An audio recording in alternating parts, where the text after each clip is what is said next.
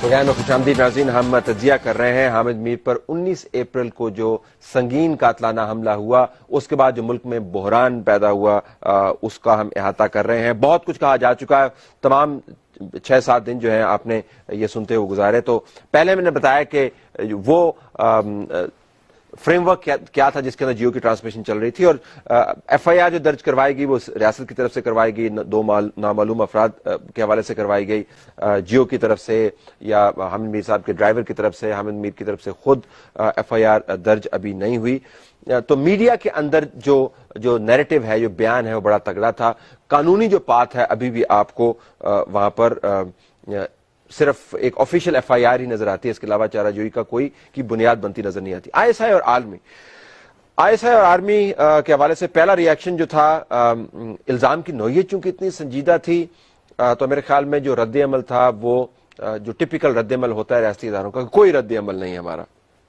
अमूमन आपने देखा होगा कि सियासतदान और सिविल सोसाइटी के मेंबरान और हत्ता के जुडिशरी भी और सहाफ़ी बिलखसूस अपने ऊपर लगने वाले इल्जामात का फौरी जवाब दे देते हैं। अगर डिनाइल है तो वो डिनाइल कर देते हैं, लेकिन रियासती इदारे हमने रिवायती तौर पर देखा है, they are slow to wake up. इस केस के अंदर मेरे ख्याल में जो एक तो इवेंट इतना संजीदा नौयत का था और फिर इल्जाम इतना संजीदा नौयत का था, तो इल्जाम के बाद जो रद्द अमल था वो कोई रद्द अमल की पॉलिसी ना देने की पॉलिसी थी।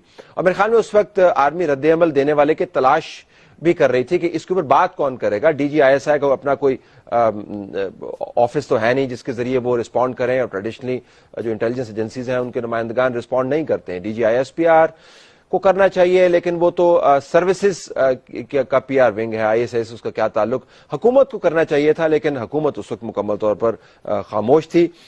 फिर रद्द अमल नाज़रीन सामने आया। पहली प्रेस रिलीज जो थी वो थोड़ी सी धीमी थी, जिसके अंदर इन इल्जामात को गुमराहकुन करार दिया गया और हामिद मीर की सेहतयाबी की दुआ की गई। दूसरा फिर रद्द अमल आया, अगले दिन बड़ा सख्त था और कहा गया कि जो कैंपेन चल रही है वो नाकाबिले बर्दाश्त है और कानूनी चाराजोई की बात हुई। और फिर जो अल्फाज के जरिए सख्ती थी, आपको अमल की सख्ती के अंदर तब्दील होती हुई नजर आई। पाकिस्तान की तारीख में पहली मरतबा शायद होगा जनरल कियानी के और जनरल पाशा के एफिडेविट के बाद जिन्होंने मेमो गेट में दिया कि आईएसआई की तरफ से एक बाकायदा कंप्लेंट जारी की गई जियो के खिलाफ, और उसकी तमाम तारीख को ट्रैक डाउन किया गया कि माजी में भी पैटर्न क्या रहा है। तो इस वाक़े तक उस कंप्लेंट को महदूद नहीं किया गया, एक पैटर्न को उन्होंने ट्रैक डाउन किया कि इस पैटर्न के तहत ये जियो की मैनेजमेंट जो है ये कैंपेन चलाती रही है और इनका लाइसेंस जो है वो टर्मिनेट कर दिया जाए या जो भी इनकी सजा बनती है। तो तारीख बनाई गई। पहले शॉक की हालत से निकलते हुए धीमे अल्फाज में बात करते हुए कंप्लेंट फाइल कर दी और एक पोजीशन ले ली गई। पेमरा और अब पेमरा के अंदर शिकायत चली गई है, जरा इसका भी तजिया करना जरूरी है। ये अमली कदम है, नई तारीख रकम होगी, जिस तरह मैंने आपके सामने मामला रखा। कानूनी कार्रवाई से अब तवक्कुआत क्या है? पेमरा के पास जो है वो बहुत सारी अथॉरिटी है भी, लेकिन जो पेमरा ऑर्डिनेंस है उसके अंदर रेमेडी यानी जो एग्रीव्ड पार्टी है जिसके खिलाफ जिसने कंप्लेन की है और जिसके खिलाफ कंप्लेंट हुई है, उसके पास रेमेडी या तस्हीह की गुंजाइश भी बड़ी रखी गई है। लाइसेंस टर्मिनेट भी हो सकता है, जुर्माना भी हो सकता है, वार्निंग भी दी जा सकती है। और पेमरा एक दिलचस्प इस वक्त हकीकत है कि जिन लोगों के जरिए चलाया जा रहा है वो मियां मोहम्मद नवाज शरीफ के करीब तरीन लोगों में से एक हैं। और ये मुस्तनद बॉडी इस तरीके से नहीं है कि जिस तरह बहुत सारे इदारे और बहुत सारी मिनिस्ट्रियां एडहॉक तरीके से चलाई जा रही हैं, इसके ऊपर भी आम अल्फाज के अंदर एडहॉक ही लगी हुई है। तो पेमरा क्या इस वक्त इस पोजीशन में है कि आर्मी की तरफ, आईएसआई की तरफ से वो कंप्लेंट जो मिनिस्ट्री ऑफ डिफेंस के जरिए राउट की गई उसके ऊपर कोई बहुत बड़ी कार्रवाई कर पाया? याद रखें कि पेमरा और मीडिया इंडस्ट्री का आपस में बहुत अच्छा ताल्लुक भी बनता है। तो आर्मी पहली मरतबा इस मामले में कदम रख रही है, लेकिन वहां की जो टेरेन है, वहां का जो एरिया है, वहां पर मीडिया के बड़े बड़े जो प्लेयर्स हैं वो पहले से मौजूद हैं। तो अब ये देखना होगा कि पेमरा क्या कार्रवाई करता है। उन्होंने नोटिस तो जारी कर दिया, उसके बजाय कानूनी चाराजोई होगी। इस दौरान हुकूमत ने जो कमीशन बनाया, आर्मी ने उसके ऊपर भी एतमाद का इजहार किया। یہ بھی ایک اچھی بات ہے, حکومت کے عمل کو سراہا گیا, لیکن یہ بھی تھوڑا سا ٹرکی اس طریقے سے ہے کہ پاکستان میں جو کمیشنز کی تاریخ ہے, ایک تو ان کی رپورٹس بہت کم سامنے آتی ہیں, بعض کی آتی ہیں بعض کی نہیں آتی ہیں, جب آتی ہیں تو تھوڑی سی آتی ہیں تھوڑی سی نہیں آتی ہیں. ایبٹ آباد کمیشن کی رپورٹ میاں محمد نواز شریف اپنے ساتھ رکھے بیٹھے ہیں اور ریلیز نہیں کر رہے ہیں. بہرحال انہوں نے ایک اور کمیشن بنا دیا. کمیشن ایک کام یقیناً کرتا ہے, وہ بحث کو طول دینے کے بڑے مواقع آپ کو فراہم کر دیتا ہے. وہ فلسفیانہ معاملات کے اندر زیادہ چلا جاتا ہے, کیونکہ وہ اشارہ کنایوں کے اندر بات کرتے ہیں. ہم نے یہ بات بینظیر بھٹو صاحبہ کے کمیشن کے اندر دیکھی, جو ایبٹ آباد کمیشن کی کاپی ریلیز ہوئی ہم نے اس کے اندر دیکھی, ہم نے سلیم شہزاد کمیشن کے اندر یہی بات دیکھی. مجرموں تک پہنچنے کے لیے کمیشن کوئی راہ متعین نہیں کرتا, تو جو اصل جرم ہے کمیشن کے نیچے کی تحقیق کے نیچے دب بھی سکتا ہے. اور ہم نے یہ بھی دیکھنا ہوگا کہ کمیشن کا پیرایا کیا ہے جس کے اندر وہ کام کر رہا ہے. اب معاملہ عدلیہ کے پاس ہے, اور عدلیہ کے اور آرمی کے تعلقات آپ کے سامنے ہیں. کمیشن کے اندر سے کیا وہ کچھ نکل پائے گا جس کی آرمی کو اور ISI کو توقع ہے, یعنی ان کے نام پر جو بٹا لگایا گیا ہے اس کو وہ دھوئیں گے یا نہیں دھوئیں گے, یا کچھ ایسا فریم ورک تجویز کر دیں گے کہ جو پہلی تعریف کی گئی آرمی کی طرف سے کمیشن کی فارمیشن کی, وہ شاید ان کو بعد میں اپنی تعریف غلط لگے. بنیادی معاملہ یہی ہے کہ قاتل کون ہے اور اس کو پکڑے گا کون. میری ناقص رائے میں کمیشن اس معاملے میں کوئی بہت بڑا کام نہیں کر سکتا. یہ کام پولیس کے کرنے کا ہے. پولیس کرے گی اس FIR پر جو یہ پروگرام ریکارڈ کرتے ہوئے تک درج نہیں کی گئی تھی, ماں سوائے اس FIR کے جو اسٹیٹ نے درج کی. آرمی اور ISI کے حوالے سے ایک اور سلائیڈ باقی ہے جس میں چند ایک نکات ہیں, اہم ہیں. بریک کے بعد جب ہم واپس آئیں گے تو اس کے اوپر بات کر رہے ہوں گے. Stay tune. پروگرام میں خوش آمدید ناظرین. ہم تجزیہ کر رہے ہیں اس بحران کا جس نے تمام ملک کو اپنی گرفت میں لیا ہوا ہے. پاکستان کے ریاستی ادارے بین الاقوامی طور پر, علاقائی طور پر اور اندرونی طور پر شدید ترین تنقید کا سامنا کر رہے ہیں, اور اس کے اوپر جو بحث ہے وہ بٹ گئی ہے. ISI اور آرمی نے ایک تو ظاہر ہے اتنا بڑا الزام تھا, اور اس کے بعد حکومت کی خاموشی جس کا میں اگلے حصے میں تفصیل کے ساتھ جائزہ لوں گا, ایک رد عمل تھا. لیکن جس پیرائے کے اندر یہ رد عمل آیا آپ کو وہ بھی سمجھنے کی ضرورت ہے. دیکھیں جنرل راحیل شریف جو ہیں وہ جب اپوائنٹ ہوئے تو ان کی پروفیشنلزم کا, ان کی شرافت کا, ان کے پروفیشنل قد کاٹ کی بڑی تعریف کی گئی, اور ظاہر ہے ڈیزرونگ تعریف بھی ہے. جس دن حامد میر صاحب کے حوالے سے واقعہ ہوا, کاکول کے اندر وزیر اعظم پاکستان نے جنرل راحیل شریف کے بارے میں کہا کہ تمام فوج کو ان کو فالو کرنا چاہیے ایز اے رول ماڈل. تو یہ ایک role model chief of army staff Nawaz Sharif صاحب کے حوالے سے ہمارے سامنے آئے. لیکن اس رول ماڈل کے ساتھ آرمی کے زاویے سے اگر آپ دیکھیں جو اس وقت ہوا, شاید وہ ناقابل قبول تھا کہ صبح ان کے اوپر تعریف ہو رہی ہے اور شام کو جب ریاستی اداروں پر حملہ ہوتا ہے وہی پرائم منسٹر جو پھولوں کی بوچھاڑ کر رہے تھے, تعریفوں کے پہاڑ اور بنا رہے تھے اور پل باندھ رہے تھے, وہ مکمل طور پر وہ ان کی کابینہ خاموش ہو گئی.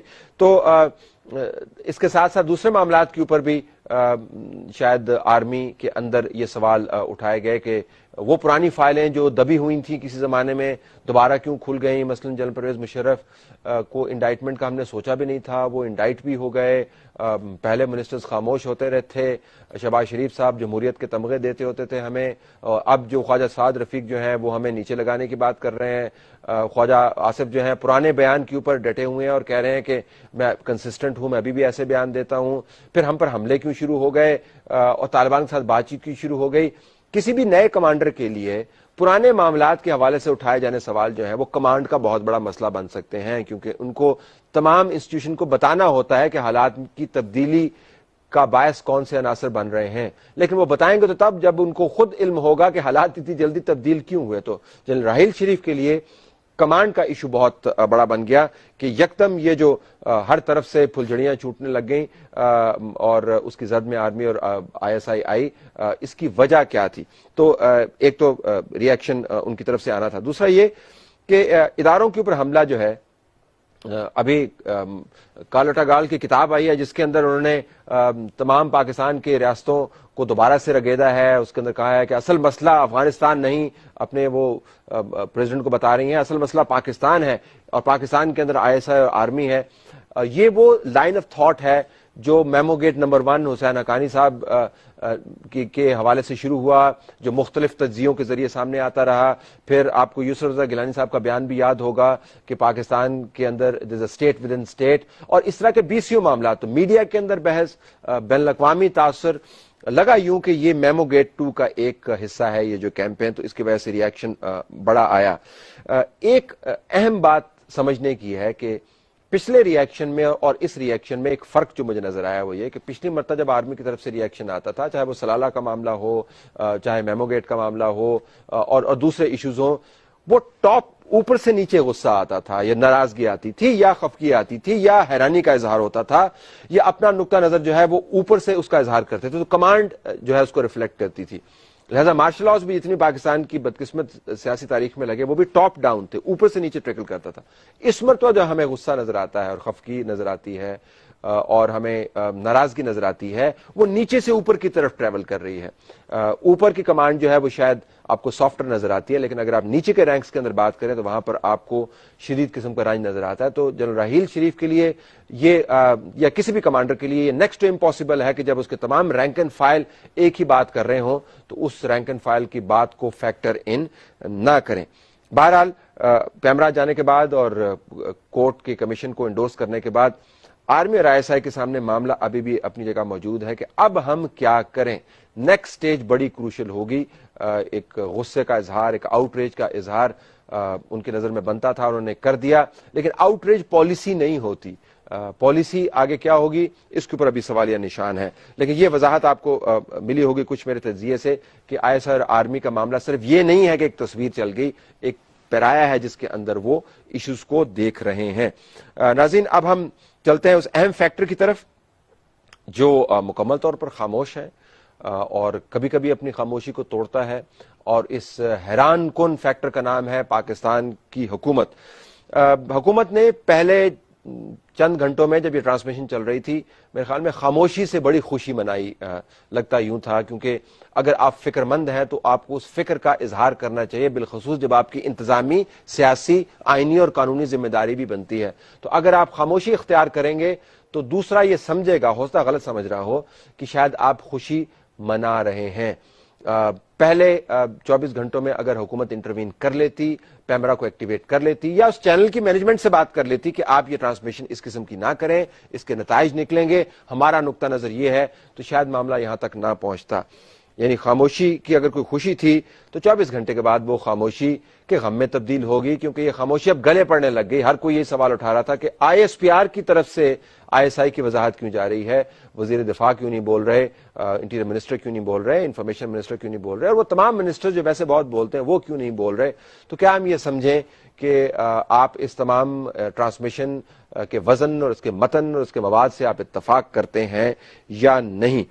اس کے ساتھ ناظرین ایک اہم معاملہ جڑا ہوا ہے جس کے اوپر ہمیں توجہ دینی ہوگی کہ متضاد رویہ حکومت کی طرف سے نظر آیا۔ یہ جب تشویش کا اظہار بھی ہوا تو اس کے اندر بناوٹ پن آپ کو زیادہ نظر آ رہا تھا۔